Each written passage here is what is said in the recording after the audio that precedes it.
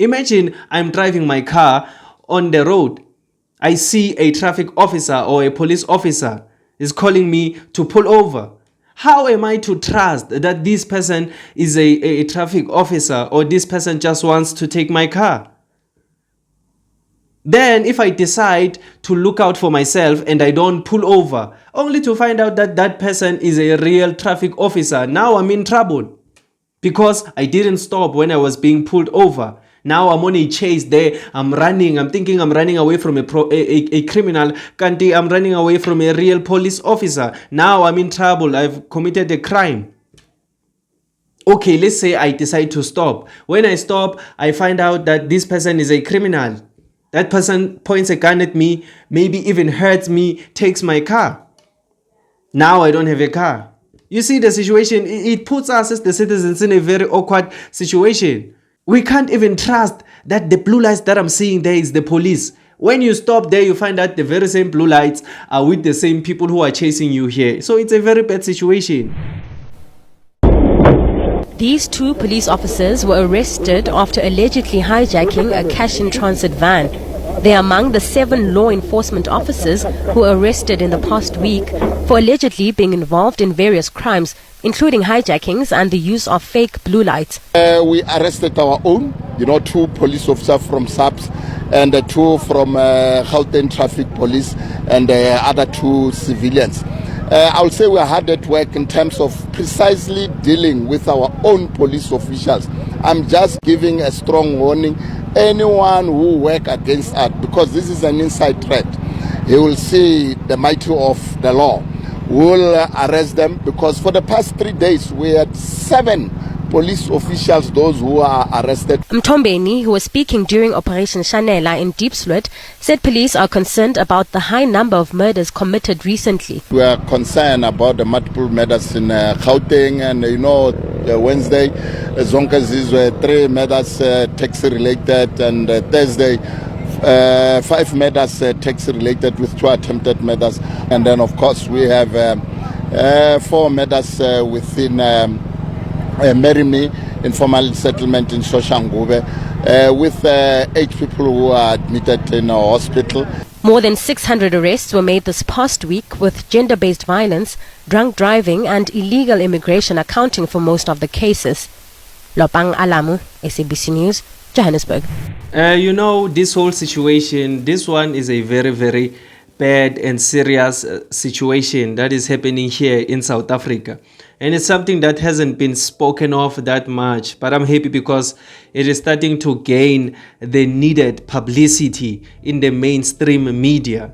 It's sad. It's sad to see that we don't have anyone to run to as the South African citizens, as the public. It's sad to see that the people that we are supposed to be trusting, the people that we are supposed to be depending upon to protect us as the public, are the very same people who want to do us harm, are the very same people who want to steal our cars, who want to murder us, who want to rob us, the very same people we depend on. Well, I won't say every police officer out there is like this, because we know that being a police officer is actually a calling. There are people who are actually out there fighting crime, who are actually out there working, putting their lives every day in danger, just so they can protect us as the citizens. There are officers like that, and I appreciate all of those officers. I am not talking about those ones. So if you are that officer, you know that you are trying by everything that you have to help us as the citizens. Just know that I appreciate you. We appreciate you as South Africans. I am talking about these wolves in sheep skin who are busy out here using the uniform to rob us, who are busy out here using blue lights to rob us. Some even use state vehicles, entire police vehicles, to run illegal operations. Some even transport drugs using these police vans. Well, some of them act as if it's the same vans, but it's fake vans with fake stickers. Some of them it's fake uniforms, but it's real police officers inside fake uniforms. Some of them have the audacity to use the very same uniform that was provided by the state, the very same uniform they should be respecting, to commit crimes. It's very, very sad. And this is not something that we should keep quiet about as South Africans. This is something that we should speak about to show our frustration. Because if this thing gets out of hand, it is going to be the collapse of our nation, I'm telling you. If you can look at all of these countries out there who have collapsed, if you can see the way the police function in those countries, you can't even tell them apart from the criminals. The police and the criminals is just one and the same thing. And that situation is what contributed to the collapse of most of those nations. I am telling you, if we can let this thing get out of hand, it is going to collapse our nation. We are going to find ourselves in a situation where we can't even tell whether this person is a criminal or this person is a police officer, which even puts us as the public in a very awkward situation. Imagine I'm driving my car on the road. I see a traffic officer or a police officer is calling me to pull over. How am I to trust that this person is a traffic officer or this person just wants to take my car? Then if I decide to look out for myself and I don't pull over, only to find out that that person is a real traffic officer, now I'm in trouble because I didn't stop when I was being pulled over. Now I'm on a chase there. I'm running. I'm thinking I'm running away from a criminal. Kanti, I'm running away from a real police officer. Now I'm in trouble. I've committed a crime. Okay, let's say I decide to stop. When I stop, I find out that this person is a criminal. That person points a gun at me, maybe even hurts me, takes my car. Now I don't have a car. You see the situation, it puts us as the citizens in a very awkward situation. Because I should know that if I'm running away from something and I spot a police van or I spot blue lights, I know I can get help there.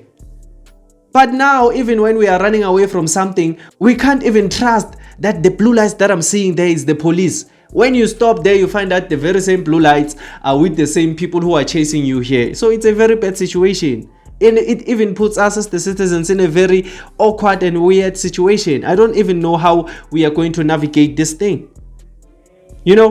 So I just wanted to bring this to your attention because it was very, very concerning when I was listening to this. But it's something that we have been knowing. It's not something that starts now. That's why I said it's something that is only gaining publicity now, the needed publicity. But this thing has been going on for years.